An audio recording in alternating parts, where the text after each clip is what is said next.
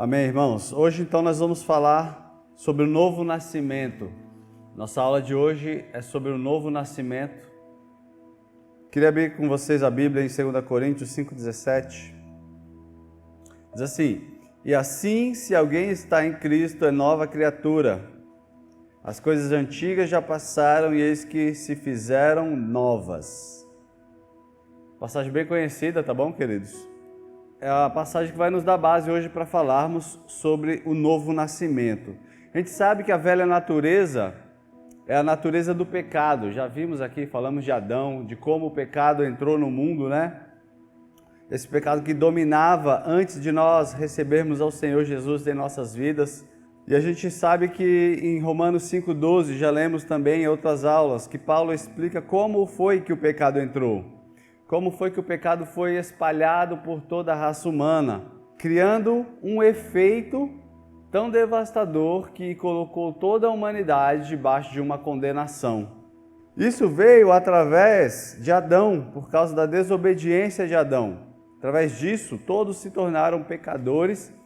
Porém, aprendemos também nas últimas aulas que, pelo sacrifício de Jesus, todos também têm condições de voltarmos a Deus e sermos aceitos por Ele quando nós entregamos as nossas vidas a Jesus e passamos a viver um novo estilo de vida, baseado na imagem que Deus tinha para nós desde o princípio.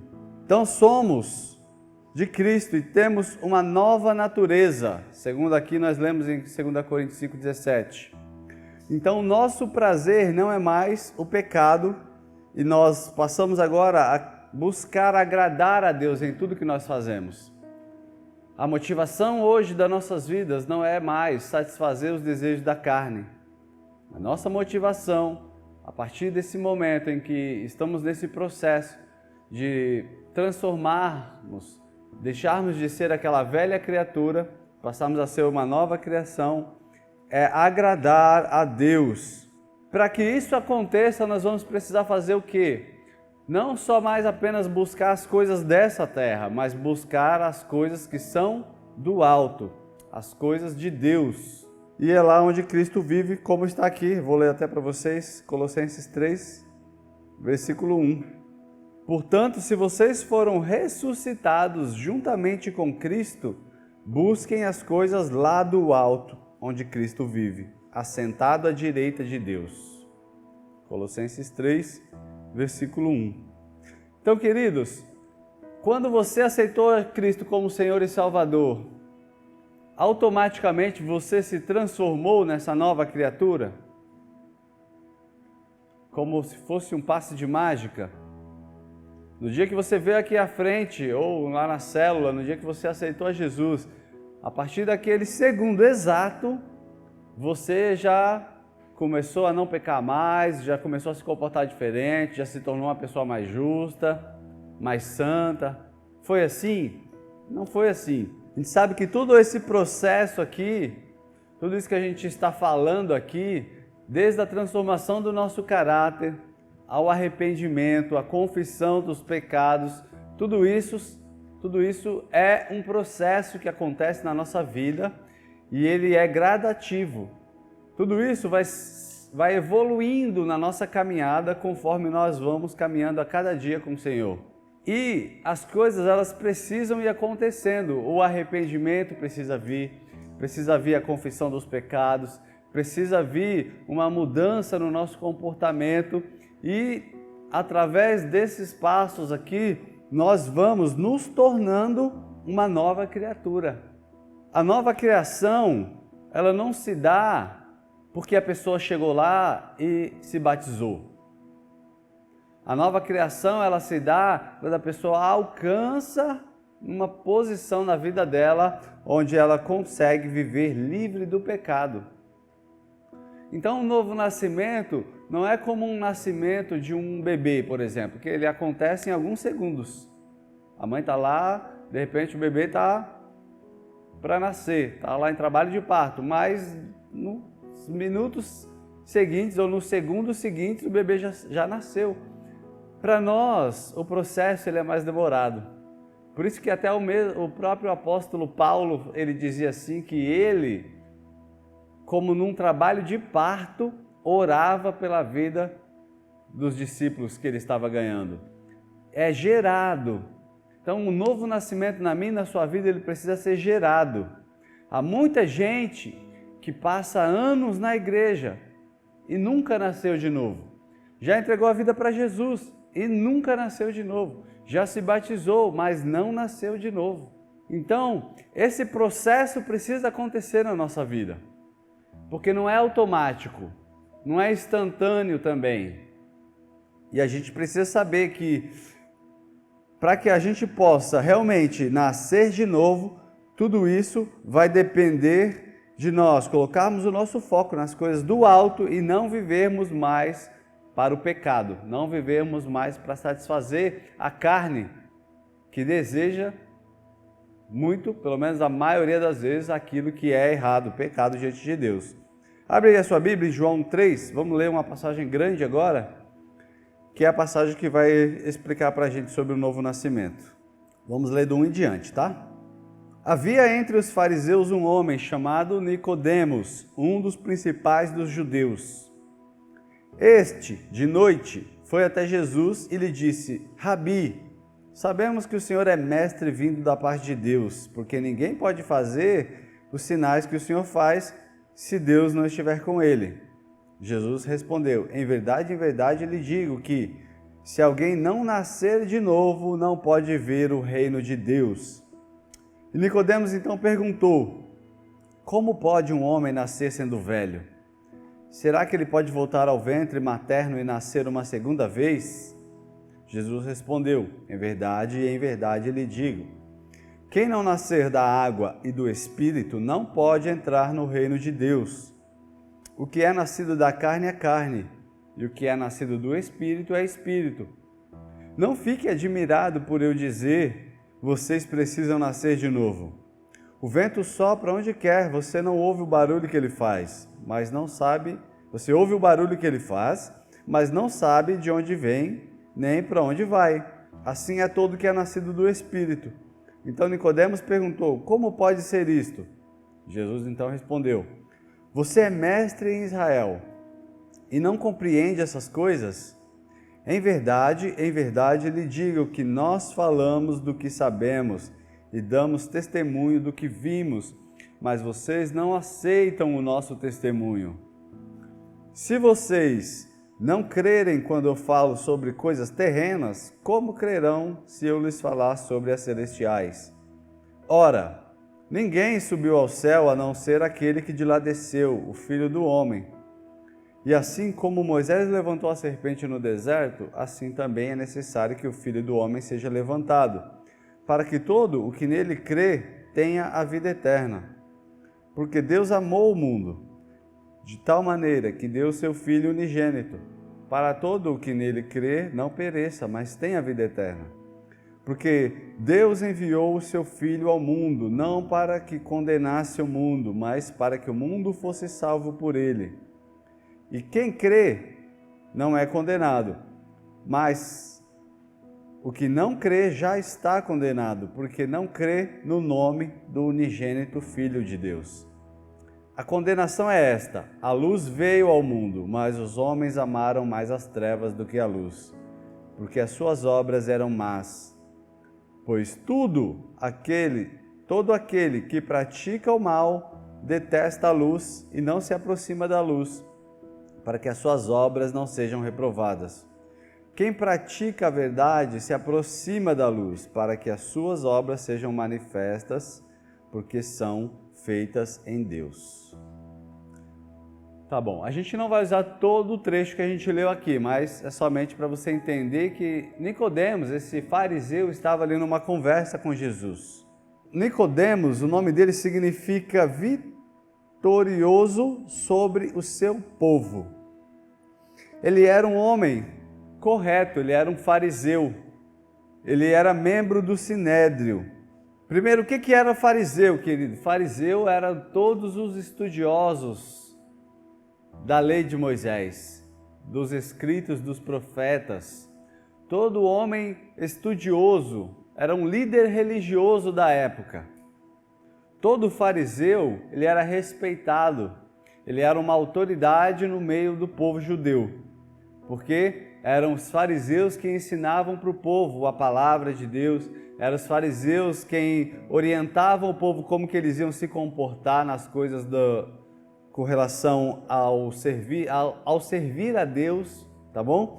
Agora, além dele já ser um fariseu, ele ainda era membro do Sinédrio, que era, como a gente poderia fazer uma comparação, o Supremo Tribunal do povo judeu. O Sinédrio era uma assembleia de 72 homens judeus, sacerdotes, que eram responsáveis em julgar as causas do povo judeu. Ou seja, eles eram os homens que colocavam a lei para funcionar, a lei de Moisés, porque eles eram autoridades no quesito religioso do povo judeu, tá bom? Eles moravam aqui em Jerusalém e era dominada por Roma. Eles não mandavam na cidade. Eles eram autoridade dentro da religião. Mas eles eram esses homens importantes e Nicodemos ele era um deles. E aí a Bíblia fala assim que ele foi conversar à noite com Jesus. E a gente já percebe, queridos, que ele, apesar de ser uma autoridade, ele sabia que Jesus não era qualquer um, mas talvez por vergonha de um homem na posição dele ir buscar conselho de Cristo, ele foi à noite se encontrar com Jesus. E o que é que ele queria? O que é que ele gostaria de aprender com Jesus? Então a gente vai discorrer aqui mais um pouquinho. Olha aqui, eu vou falar mais algumas características aqui dos fariseus. Vou ler aqui bem rápido, tá? Ele era um dos principais grupos religiosos que seguiam a lei rigorosamente, seguiam as tradições e os costumes do povo judeu, acreditavam na ressurreição e na existência de anjos. Eles não se davam com uma outra linhagem do próprio povo judeu, que eram os saduceus. Eles se reuniam com eles para combater Jesus e os seus seguidores, mas eles não concordavam entre eles. Eles observavam os rituais que Moisés tinha colocado através da lei. Eles eram zelosos pela lei. Eles eram homens, podemos dizer assim, totalmente corretos por fora. Por fora eles eram exemplos, tá? Eles eram rígidos no jejum. Eles eram ativos no evangelismo. Proselitismo é o evangelismo dos judeus, quando eles ganhavam outras pessoas para ser judeu. Eles ambicionavam a procedência, ou seja, eles davam valor para a linhagem. Ah, você é descendente de quem aqui? Quem são seus pais aí? Para a gente ver se você realmente é importante. Qual é o nome da sua família, né? No nosso caso, hoje em dia. Sua família é descendente de quem? Então, eles davam atenção para essas coisas. Gostavam de ser saudados em público. Gostavam de títulos. Davam dízimo de tudo que era devido. Eles eram totalmente religiosos com relação a isso. Eles oprimiam, eram cruéis e perseguiam os cristãos. Frequentemente procuravam destruir Jesus. Também jejuavam 2 vezes por semana. Esses eram, queridos, os fariseus. Você vê aqui que as características deles se misturavam. Falando da parte religiosa, eles eram top dos tops. Mas falando da parte interna, eles eram totalmente podres. Por isso que eu estava falando para vocês. Há pessoas que podem passar a vida inteira dela usando uma máscara na igreja. Uma máscara de crente, uma máscara de servo, uma máscara de homem e mulher de Deus. Por fora pode parecer uma bela viola, mas por dentro pode estar todo estragado. Pode estar todo cheio de coisas que Deus não agrada, não aprova. E aí, quando um deles se aproxima de Jesus, Jesus não deu nem bola para ele. Jesus já falou, você precisa nascer de novo. Precisa nascer de novo. E olha que Nicodemos não era o pior de todos, porque ele até era um homem correto. Até que ele era um homem correto. Mas Jesus fala para ele, você precisa nascer de novo. E não fica irritado não. Não adianta você ficar irritado. Você já é um homem conhecedor da lei e fica ainda irritado com isso que eu estou te falando? Isso é o básico. Vocês precisam nascer de novo. Então, esses eram os fariseus. E o que era o sinédrio?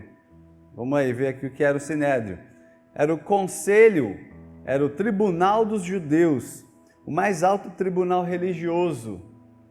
Eles só faziam parte os sumos sacerdotes e os anciãos, que eram os mais conhecedores da lei, as pessoas de mais respeito. Só essas pessoas que poderiam fazer parte do sinédrio. Faziam parte também professores, ou seja, mestres, conhecedores profundos da palavra. Eles também podiam fazer parte, eram compostos por 72 homens. Nicodemos era um fariseu e esse membro desse sinédrio. Então, ele era um dos homens mais respeitados da sua época. Ele ensinava a palavra tanto para líderes religiosos quanto para o povo.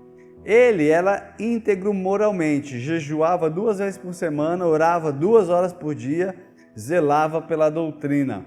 Amados, olha a performance aqui do Nicodemos. Coloca muito de nós no chinelo, mas mesmo assim, quando ele se aproxima de Jesus, Jesus já logo observou e falou: você não está no padrão, você está fora do padrão, precisa nascer de novo. Por quê? Porque às vezes o Senhor ele não quer só que a gente venha cumprir tabela. O Senhor não quer que você venha no culto só para bater cartão. Ele não quer que você venha na escola aqui só para o seu líder não pegar no seu pé, só para eu não te reprovar. Ele quer que você faça as coisas porque você quer buscar aquilo que é do alto, aquilo que é de Deus. Você quer agradar a Deus. Deus não está preocupado se você nunca faltou, se você está em todo culto. Deus não está preocupado se você faz tudo que te pede. Ele está preocupado se você faz isso com o coração. Aí Ele está preocupado. Se você faz por amor a Ele. Se você quando ora, não está orando porque te mandaram orar. Você ora porque você quer a presença de Deus. Se quando você jejua, não é porque o líder colocou lá, tal dia todo mundo vai jejuar. Não, Ele quer que você jejue porque você sabe que você precisa matar a sua carne para ter mais de Deus em você. Então Deus não está procurando gente, queridos, que cumpre rotina. Deus está procurando verdadeiros adoradores. Ele não quer cumpridor de tabela. Senão ele fazia um monte de robozinho que iam ficar fazendo tudo o que ele quer, não iam falhar em nada e ele não ia ter dor de cabeça com a gente igual ele tem. Mas como não é isso que ele quer, ele dá para a gente total liberdade para a gente fazer o que a gente quer. Mas a vontade dele é que nós venhamos escolher agradar a ele. Nós venhamos escolher fazer aquilo que agrada a Deus. Essa é a vontade dele. Então, a nossa performance espiritual pode até não estar 100%, mas o seu coração precisa estar 100% com Deus. Por dentro você precisa estar sincero. Lembra que nós falamos aqui do caráter? Você precisa ser sincero com Deus. Para orar, precisa ser sincero. Você pode não saber orar, você pode até não ter paciência para orar durante 1 hora inteira. Você pode ser uma pessoa inquieta, irritada, mas você precisa ser sincero com Deus. É isso que ele está falando. E aí ele foi certa noite, Nicodemos, ter com Jesus, e ele disse com carinho, né? Essa forma de chamar aqui era uma forma carinhosa de falar: ô professor, mestre, me ensina aqui, é Rabi, a palavra que eles usavam lá. Rabi, sabemos que és um mestre vindo de Deus. Ainda chegou elogiando Jesus, né? Mas Jesus, querido, já logo pegou com os 2 pés no peito dele. No versículo 3 ele falou: em verdade te digo, se alguém não nascer de novo, não pode ver o reino de Deus. Ou seja, você precisa nascer de novo. Eu já li você. Eu olhei para você e já fiz a leitura de quem você é. Bonitinho por fora, mas por dentro ainda precisa melhorar. Então, você precisa do novo nascimento. Quando a gente se aproxima de Cristo, queridos, a gente precisa entender essa verdade. Porque senão você vai se contentar em passar 1 ano, 2 anos, 3 anos, 6 anos, 10 anos na igreja com as mesmas falhas de caráter, com as mesmas mazelas da alma, com as mesmas feridas na sua alma, com os mesmos comportamentos errados, sendo descompromissado com Deus. Vai passar esse tempo todo e você vai achar que está tudo bem. Por quê? Porque você vem no culto, porque você vai na célula, porque se o líder manda você ir orar, você até vai. Ou seja, você é um cumpridor de rotina, um cumpridor de rotinas, mas você não é uma pessoa que nasceu de novo. Você até cumpre rotinas. Tem gente, queridos, que ela gosta de cumprir o que é mandado. Tem gente que ela é obediente por natureza. Mandou, vou lá e faço. Tem gente que é assim. Mas não é só isso que Deus não quer somente a nossa obediência, Ele quer o nosso coração também. Então, apesar de Nicodemos ser um mestre, um professor da lei em Israel, ele não entendeu nada que Jesus falou para ele. Como assim nascer de novo? Ele deve ter dado uma risada, olhado para Jesus e falado, hã? E ele falou, como posso eu, sendo velho, voltar para o ventre da minha mãe e voltar a nascer? Olha só, Jesus está falando de coisas espirituais com ele e ele está viajando na maionese. A pessoa que não é nascida de novo, ela ouve uma palavra do altar, ela ouve uma palavra do líder dela, espiritual, com um princípio para moldar a vida dela, mas ela viaja na maionese, ela fica só nas coisas naturais. Aquela pessoa que não é nascido de novo, tudo que envolve a vida dele, envolve só no plano natural, ele vive no natural. Se está passando uma dificuldade, é porque alguém está contra ele. Se teve um problema aqui, é porque tem um karma na vida dele que ele precisa tirar. Ele não leva as coisas para o lado espiritual, é tudo no natural. Essa pessoa não nasceu de novo. Jesus falou, para entrar no reino de Deus, você precisa nascer da água e do Espírito. Você precisa mostrar mudanças naturais, mas também espirituais. A água fala do batismo.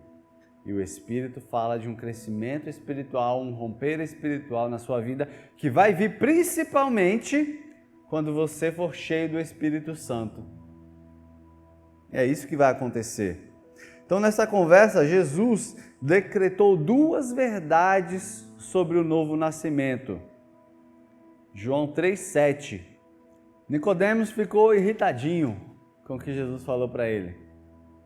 Ou seja, ele desceu do salto ali e falou, opa Jesus, espera aí, fala direito comigo, olha quem eu sou, não sou qualquer um. Como assim? Não fique irritado por você me falar que eu preciso nascer de novo. É como se você estivesse falando, tudo que você já aprendeu, joga no lixo. Tudo que você acha que já sabe, joga fora. E vamos aprender tudo de novo, como se fosse um bebezinho. Tem muita gente... Não sei se é o caso de alguém aqui, mas se for, não leve como uma indireta.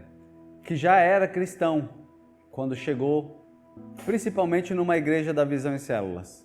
E aí, geralmente se a igreja está trabalhando seriamente, ele vai falar o quê? Vai para o encontro, meu filho. Você já é crente há quantos anos? 15? Tudo bem, não tem problema. Já é pastor? Oh, que legal. Vai para o encontro. Vai passar pelo encontro bonitinho, vai aprender a ouvir lá os novos convertidos pregando para você, te ensinando o beabá de novo. Pode ir, não tem problema. Saindo do encontro, vai lá para a escola de discipulado. Hoje é o pastor Renato que está lá, mas não vai ser sempre. Às vezes vai ter lá um novo convertido com menos de 1 ano de crente ensinando para você. Você vai ficar lá, ó, nascendo de novo, bonitinho. E aí a pessoa geralmente fica, possessa, não quer isso. É a mesma figura que estava acontecendo com Jesus aqui, e Nicodemos. Jesus falou, vou te ensinar de novo, filho. Pode sentar aqui que eu vou te ensinar. Então ele ensinou a primeira coisa aqui, para ver o reino de Deus é necessário um novo nascimento. Ninguém, amado, vai entrar no reino de Deus se não nascer de novo. Mas eu estou na igreja, não importa, nasceu de novo? Aí eu volto naquilo que a gente andou falando nas últimas aulas, as palavras do profeta João Batista. Me mostra aí as evidências que você nasceu de novo. Cadê? Cadê? O que é que prova que você nasceu de novo? Nas suas ações, nas suas palavras, na sua vida? O que é que prova? Porque se continua fazendo tudo como fazia antes, nasceu de novo? Não nasceu de novo.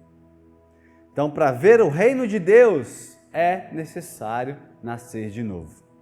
Segunda coisa, para entrar no reino de Deus precisa nascer naturalmente e também sobrenaturalmente, da água e do Espírito.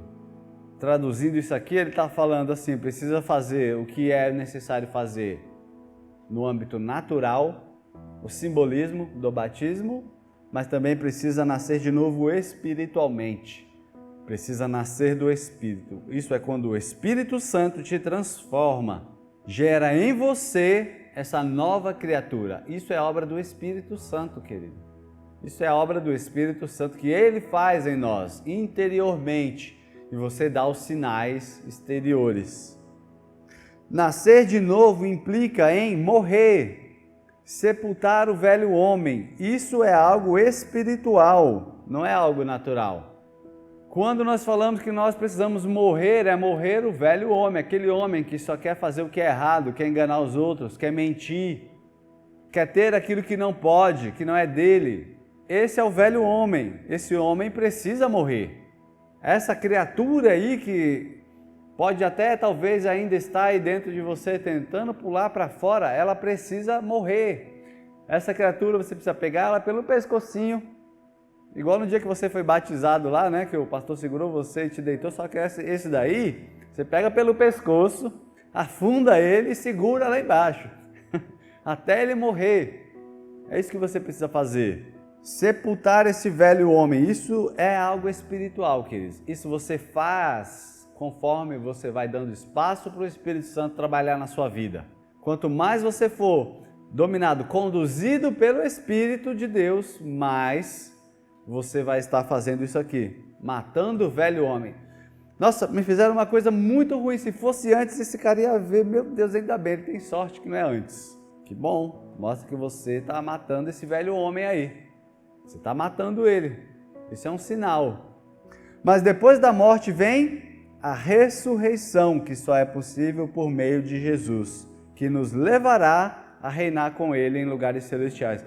Quando você mata o velho homem, o novo homem surge. É igual no batismo. A gente vai falar depois na aula do batismo mais a fundo. Mas quando deita lá, é o velho homem sendo afogado. Quando sobe, é a nova criatura. É o símbolo. Ali é o símbolo de uma coisa que acontece no mundo espiritual. Tá bom?